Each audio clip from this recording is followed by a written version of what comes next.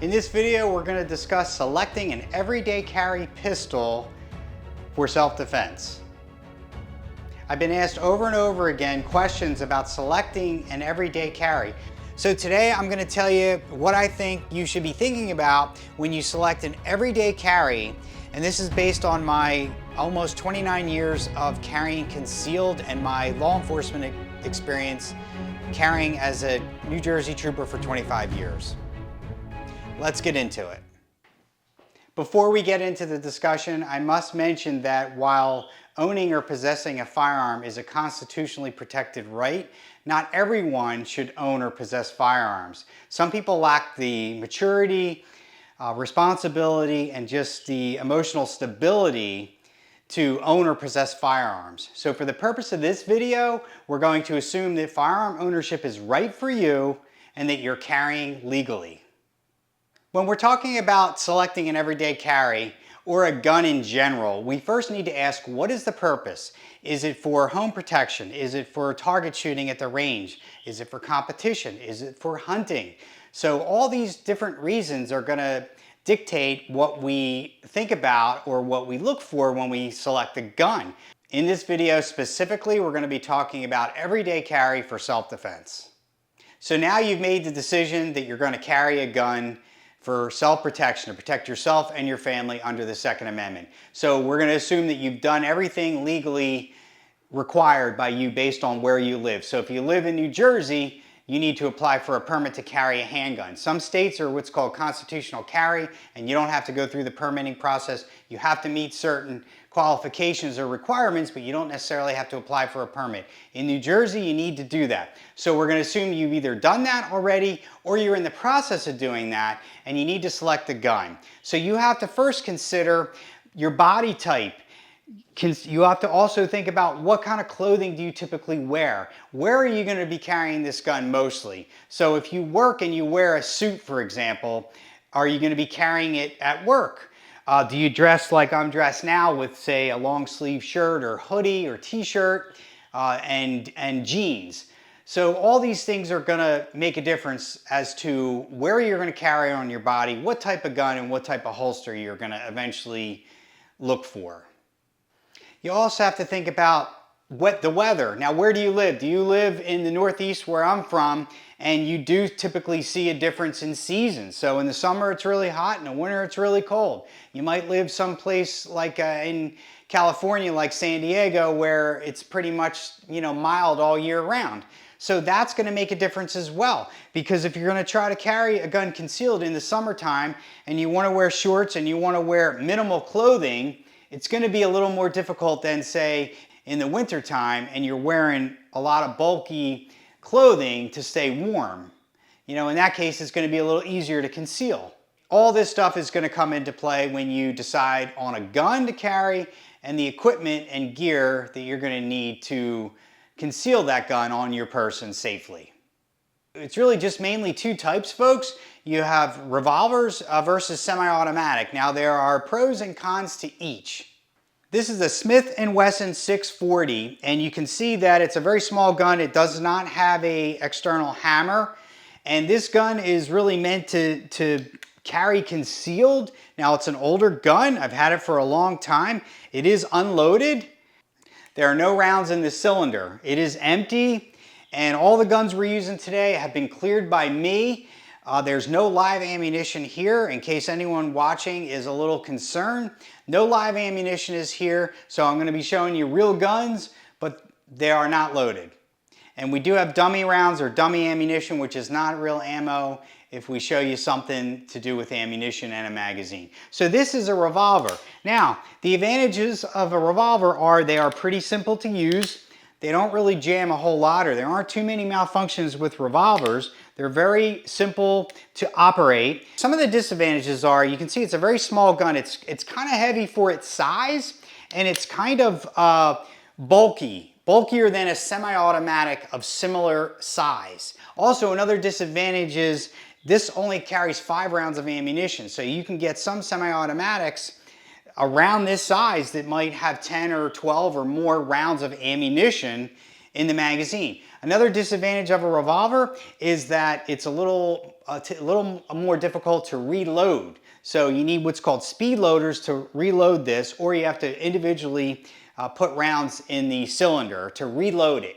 So some of the cons. Now, one of the pros of having a revolver, I used to carry this gun when I was a trooper on the road as a backup, because it fails very infrequently. It's very reliable, and if you need to put this gun up against a person, if you're in the fight for your life and this gun is against somebody, it will not most likely jam. You will still be able to fire this gun even though it might be pressed up against somebody. Whereas a semi-automatic, if it gets what's called, and I will demonstrate this, this is unloaded, you should clear every firearm you take possession of. If you're in the same fight of your life or fight for your life, however you want to say it, and this gun is pressed up against your assailant and it goes what's called out of battery, you can see what's happening there. If the gun is pushed up against someone and it's slightly off, it will not fire, okay? It has to be in battery or properly sequenced in order for it to fire. So you see that there. If it's pushed up against someone and slightly out of battery there, and it's not going to fire. So a revolver, on the other hand, you can push it up against someone and it will actually fire, okay? Another disadvantage of a revolver is the trigger pull is usually harder or takes a stronger force than a semi-automatic. So differences right there, folks. You want to go with a gun and manufacturer that's been tested, it's been around, and has a good reputation for reliability. So you have Glock, Sig Sauer, Smith & Wesson. These are all top name gun manufacturers that produce reliable firearms. Resist the urge to get a cheap handgun. You want it to be reliable. You want it to actually work if and when you need it. So of course, modern guns come in all different sizes and calibers. Some are made of titanium, some are made of a polymer like the Glock, some have a mix, hybrid, and some are all steel like the traditional 1911s. So a steel gun like a 1911 can definitely last longer, but it can corrode and it's also heavier to carry. Now a lighter polymer like a Glock, for example, is lighter to carry, but it has more recoil, so there are trade-offs here. Also safeties, you have to consider safeties on the gun. Some guns have internal safeties like the Glock, and other guns have external safeties. So one thing I have to mention about a safety though, an external safety that you have to manually switch on or off before you use the gun. First of all, don't rely on that safety. It's mechanical, it can fail. The second thing is, if your gun has a safety that you have to manually switch on or off, you must train using that safety. So if you carry the gun with the safety in place, then when you draw the gun, when you practice at the range and you draw from a holster, that motion has to include switching off that safety, because you don't want to be in a position where you go to use your gun and you pull the trigger and it doesn't fire because the safety's on. You have to train with the safety. The more safeties you have in place on the gun, that compromises your ability to quickly deploy the gun and use it in a self-defense situation. So when you're out walking around in public, to me, I don't want to have to remove safeties and I don't want to have to do a lot of things, because I know statistically, if you're in an encounter out in public and you need to use your gun, it's going to happen very fast and it's going to happen very close to you, more than likely. So I don't want to be messing around with the safety. Now, if you're at home and you have kids, you might want to consider how you store your gun. You might want to consider having a safety on your gun. So it depends on your situation. If you live alone, on the other hand, and you're worried about your safety, maybe you don't have an alarm, maybe you don't need a safety or don't want a safety on your gun. So it depends on your personal situation. So another thing to consider when you're looking for a gun in your hand and your size is trigger reach. So that's the distance between the back strap of the gun and the trigger. So for example, it's a certain distance obviously with this gun. This is my Glock 19. So it has a certain trigger reach that if you have smaller hands, it might be a little more difficult for you to put your hand in there and pull that trigger. So my suggestion to you is I'm going to show you a couple different guns here, and I know some people are going to say, oh, he's got a lot of Glocks and he's got a lot of SIGs. So there's a little, yes, former law enforcement, a lot of law enforcement carry SIGs or Glocks. So yes, most of my experience has been with SIGs and Glocks, but I have experience with H&K and some other guns as well, Smith & Wesson. So, but what I'm going to show you here today is mostly some different sizes and calibers, just so you can see what's out there. So obviously, if you have smaller hands, so this grip is a certain size, it fits me fine. If you have smaller hands, you know the Glock 19 might be too big for you. Also, when you go to fire this gun at the range, you might be able to fire it and shoot it accurately, and you might say, wow, that shoots great, but it might be hard for you to rack the slide. So you're gonna have to do this with a semi-automatic, right? So you're gonna have to do that. And this gun might be harder for you if you have smaller hands or you're just not strong enough to do that. So keep that in mind, folks. This is Glock 43. So it's also a 9mm, but it's a little bit smaller. This is more of a concealed carry than the Glock 19, although I do like the Glock 19 for concealed carry. But this Glock 43, it's a smaller gun. Now the magazine here, I don't have a lot of the magazines here out because the magazines I have are loaded and I didn't want to have them out here for safety reasons. So no magazine in here, the gun's unloaded. This carries 6 in the magazine, 1 in the chamber, makes 7.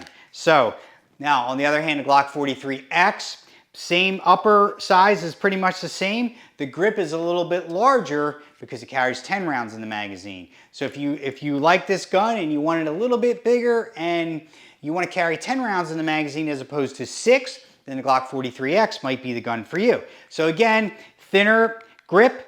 Trigger reach is obviously shorter on this gun. This is a Glock 27. Now, it's a 40 caliber Glock, and if you look here, the grip is wider because it's double stack. 40 caliber versus the Glock 43, which is single stack. You see it's a thinner grip. So you might have a larger hand. So this grip with the double stack magazine might be good for you. Then you might want to go with the Glock 27. Now this is the latest addition to my concealed carry. This is a Sig P365X. Now the Sig makes 365, it's called the 365. It's designated 365 because the idea being that you can carry 365 days a year, everyday carry. That's the whole point behind the 365.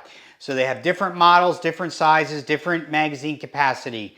So depending on where you are, you might be limited to how many rounds you can carry in your magazine. That may dictate what model you buy. So we can talk about magazine capacity and the constitutionality of that in another video. But I love this gun. I like SIGs. I carried SIG as a trooper, and I like SIGs. So this gun fits nicely. This particular model, 12-round magazine, 1 in the chamber makes 13. So it's very nice to shoot, very easy to shoot. I like the way it shoots. I like the way the Glocks shoot. These guns, to me, are very reliable. I've never had any issues with them. Also, another note about selecting a gun. It may shoot fine. You may like the way it shoots. You may shoot it accurately. Maybe feel very balanced in your hand.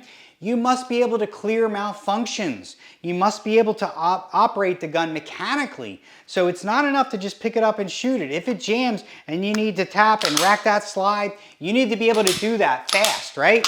You need to be able to clear the malfunction quickly and adequately, right? So keep that in mind too. My suggestion is go to a range that's connected with a gun shop. There are many of them around. And what you can do is you can rent different handguns to shoot. Or when you go to get training in person with your instructor, a lot of instructors have various firearms that you can try out if you don't have your own gun. Some people take training before they actually buy a gun. So they rely on the instructor to have different choices for them to try out. The people that work at gun shops typically do know a lot about guns, right? And they might say, hey, based on your size and your hand size, I think this gun will be a good fit for you. And you might try it out, and you might grip it in this shop, in this store, and it might feel really good. And then you might go out on the range, and it might shoot really well, and you might really like it, but If the gun is too big for your body type to conceal properly on your body, then what's going to happen is, or if it's too heavy, if you feel like when you put it on your body it's too heavy, you're not going to carry it, you're going to leave it at home. So it might be a great gun to have, and maybe that's your fun gun that you just like to shoot at the range or keep at home for home protection, but your concealed carry has to feel good in your hand, it has to conceal easily on your body, and you have to be able to shoot it accurately, you have to be able to clear malfunctions and operate it mechanically. It has to do all that and conceal properly on your body for you to want to carry it. And that's the whole point, right? I have to mention the 380s, or what some people call a pocket gun. So for example, a Ruger LCP2, call it pocket gun because it will fit in your pocket.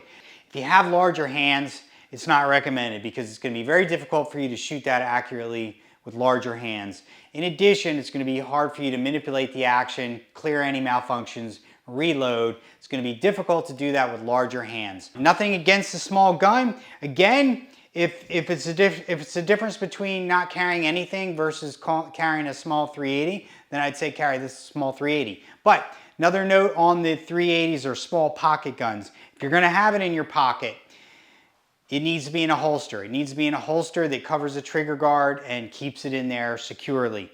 Now, if you're going to put that in your pocket, the whole thing, holster and all, needs to go in your pocket. They do make pocket holsters. If it's manufactured properly, the holster will stay in place when you go to pull the gun out if you need it.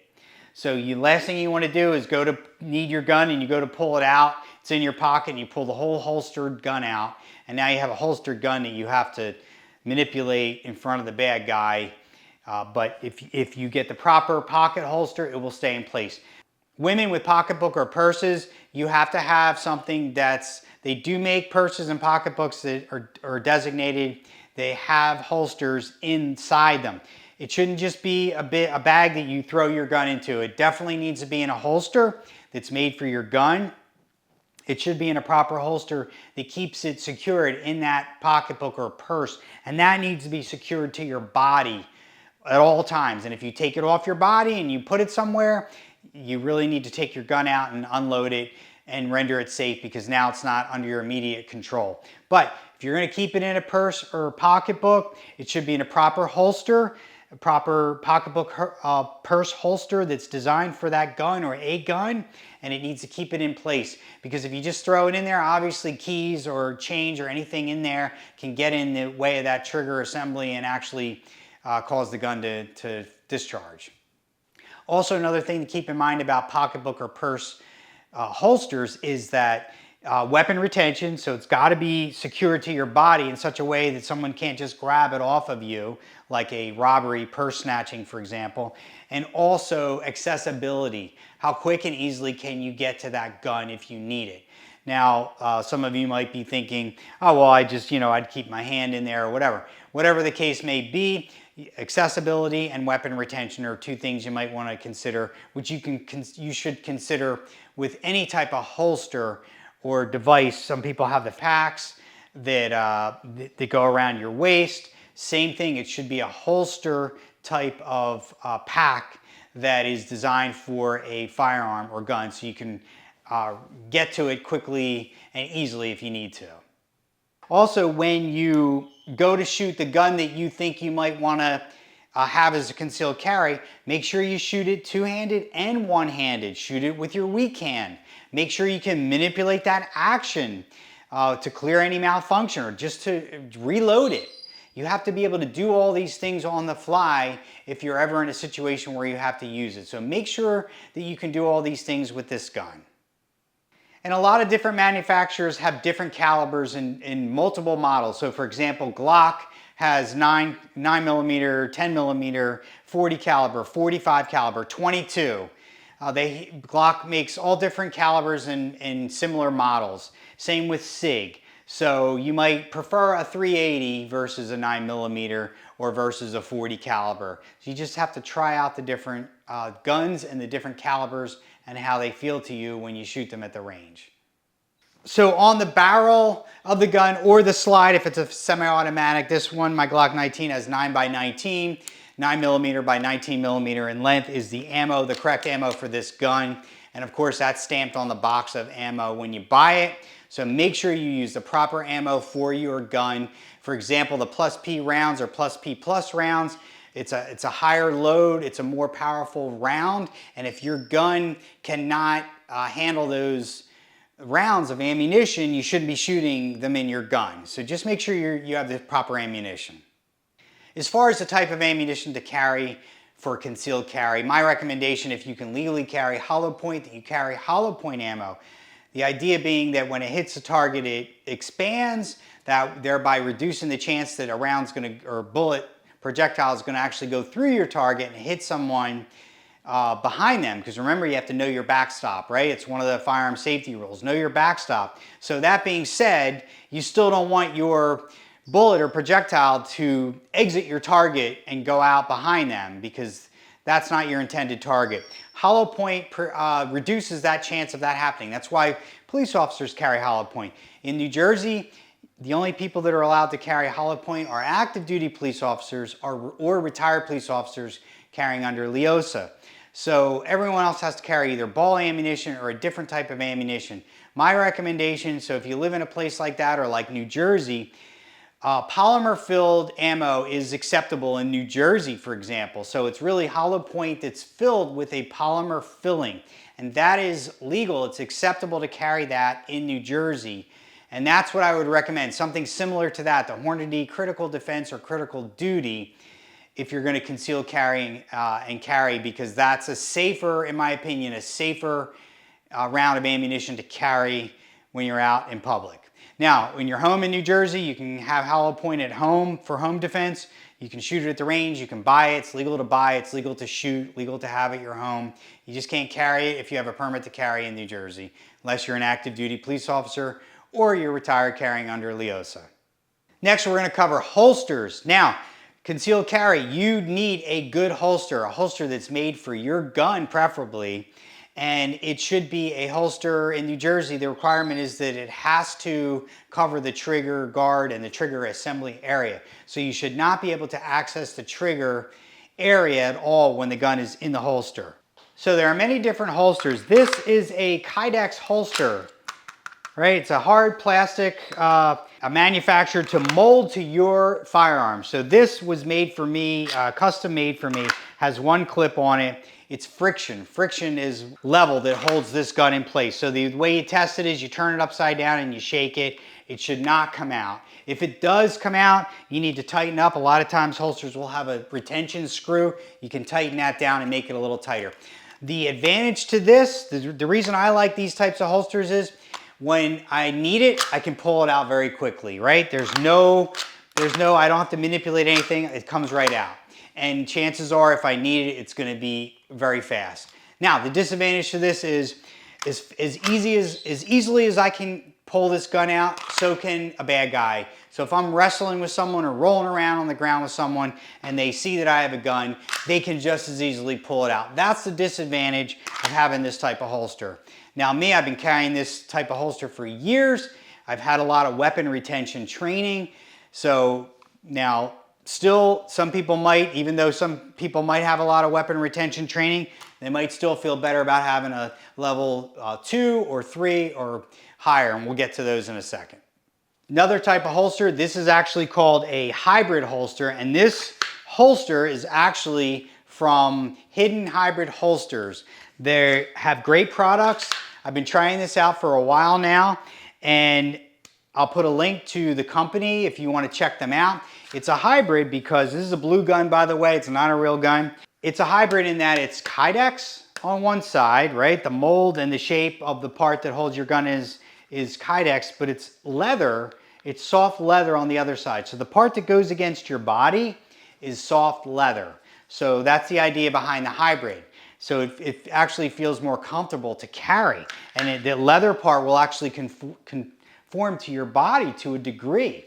I always recommend carrying at least one extra magazine to clear any malfunction and also have extra ammo. Now, I was talking about a higher level of retention. So this holster would be, you hear the click when you put it in there, and now the gun does not come out. until you push the button in. Now you can pull the gun out. Now, the issue with, as you go up in levels of retention, of course, this is an outside the waistband holster here. You see it has belt loops in here, and it's adjustable depending on your belt. So if you have a thinner or thicker width belt, you can adjust these, right? So you have this on the side, it's outside the waistband. If you're gonna carry concealed, obviously you need a hoodie or some outer jacket or something to cover this. So as you go up in level of retention, you know, it's mostly outside the waistband or open carry, because it's very difficult to get a high level of retention holster that's concealed or in the waistband carry, because it's just too bulky. It takes up too much space. So police usually carry level 3 retention because they're in uniform, they're exposed, they get into a physical confrontation. Everybody sees where their gun is. There's no mystery there. So anyone can easily go for their gun. So it needs to be the highest level of retention for them to keep the gun on their person for weapon retention. So when police go and they qualify and they practice at the range, of course they're using their duty guns and duty holsters to practice that, all those levels of retention to get that gun out and fire it. Another type of holster I just wanted to show you, this is a nylon holster. I'm not a big fan of this. This has a little spot for an extra magazine and it's got a clip on it. I'm not a big fan of nylon holsters because it will hold the gun in place when it's inside your waistband and there's pressure from your clothing and your belt, but it's not very, you know, it will not hold the gun, and you can turn it upside down and it will fall right out. So, and as you can see, they're more flimsy than Kydex, so they do tend to not do a very good job of keeping the gun secured in that holster. One thing I wanted to mention about accessories as far as flashlights and red dots and laser sights, be careful about what you add to your everyday carry. I am not a big fan of putting all kinds of aftermarket stuff on my everyday carry because I've seen people, it get jammed at the range. I've seen people go to draw out of their holster and their red dot gets caught on their clothing. So keep that in mind. And red dot has other issues involved. I'm not bad-mouthing red dot. I like red dot. It might take you a second to come on target with the red dot. So when I mentioned before that most encounters are going to be within very close proximity of you, and as far as the aiming and the red dot, you're most likely going to be pointing and shooting in most cases. So my advice to you is get all that stuff for your favorite gun that you like to shoot at the range, or maybe the gun that you keep at home for home defense. But for your everyday carry, my recommendation is to keep it as simple as possible, because if and when you do need it, you're not going to want it to get caught on anything. You're not going to want to get a flashlight or anything to get caught when you go to pull that gun out. It should be basic, simple gun that if you need it in the case of, you know, to save your life or the life of someone close to you, then you're not going to have any complications. You're going to have minimal complications. In summary, folks, you need to try out different guns and you need to try out different holsters. With all these different holsters I've talked about, for some of them you can just try out different ones and see what works, what doesn't work. If it doesn't work, most places will take them back. You return them, right? If it doesn't work for you, it doesn't feel right with your body type, send it back. Get a different one. Try them out. That's all you can do. As far as the guns, go to a range that has guns you can rent and try different ones, or you find an instructor that has different ones that you can try out. The instructor will show you different models and makes that you can try out at the range. And here's Nate to talk about what he carries. So Nate, we're talking about concealed carry choices, and why don't you tell us what you carry and why you picked what you did? Okay guys, so my name is Nate from Crosshair Tactics. My choice for concealed carry is I personally carry the H&K VP9SK. This weapon is great for people with larger hands, which is one of the things that you need to consider when you're choosing your concealed carry. Of course, if you have smaller hands, you want to go with something like a Glock 43X. But it all depends on getting that nice, good grip. Don't just buy a concealed carry because, you know, everybody else is buying that particular concealed carry. You want to make sure that it fits you perfectly and you're able to grip that weapon properly. The next thing to look at would be, how does that weapon perform in your hands? If you have a smaller build and that weapon has a lot of recoil, might not be the best one for you. Might start jumping out your hands. Not something that you want. That's another reason why I love the H&K lineup, because they are known to be very smooth. They have a nice smooth trigger. It's not like those snub-nosed revolvers that I see a lot of ladies get, and the trigger has so much poundage pull on them that by the time they finish pulling that trigger, they're pointing pretty much in the sky. The next lineup is my personal fun gun, but they make some great concealed carry lineups, and that would be the Canik lineup. They're a Turkish gun.